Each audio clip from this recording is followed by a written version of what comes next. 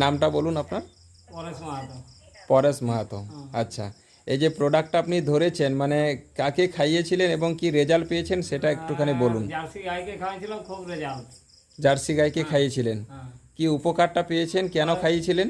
আমি ওই দুধের জন্য ইয়া করেছিলাম, ওই খাওয়াইছিলাম, কিন্তু ওই 4টে মাঠে আপনি দুধ পড়তে থাকে। আচ্ছা, মানে এতটাই দুধ বেড়েছিল? হ্যাঁ, তা দুধ কিন্তু পপ্পা চান্ডায় বাড়ি। বাহ, কতদিন ক প্যাকেট খাইয়েছিলেন? আমি 1 প্যাকেটে খাওয়াইছিলাম, আর খাওয়া দাওয়া সতর হলে না, গাই টানিয়ে নিয়ে চলে গেলাম 5 পাই দুধ দেখে। আচ্ছা আচ্ছা, বাহ। আর এই প্রোডাক্টটা কে দিয়েছিল আপনাকে? হ্যাঁ, এটা সঞ্জীব। ইনি দিয়েছিলেন? আচ্ছা, বাহ। ইনি হচ্ছেন আমাদের একজন ভেটেরিনারি ডাক্তার, ইনি ওনাকে দিয়েছিল এই প্রোডাক্টটা, আইটিএম কোম্পানির প্রোডাক্টটা, আর ইনি খুব সুন্দর রেজাল্ট পেয়েছেন। তো আমরা চাইবো আইডিএম কোম্পানিকে এটার জন্য অসংখ্য অসংখ্য ধন্যবাদ, তাই তো? এরকম প্রত্যেকটা চাষি যেন এই প্রোডাক্টটা ব্যবহার করে, তাই তো? ওকে, আর এখানে আমাদের এত মেম্বার, না এখানকার গ্রামের সব মিটিং আমরা করছিলাম, তাই এত মেম্বার সবাই আছেন, চাষিরা জড়ো হয়েছেন এখানে।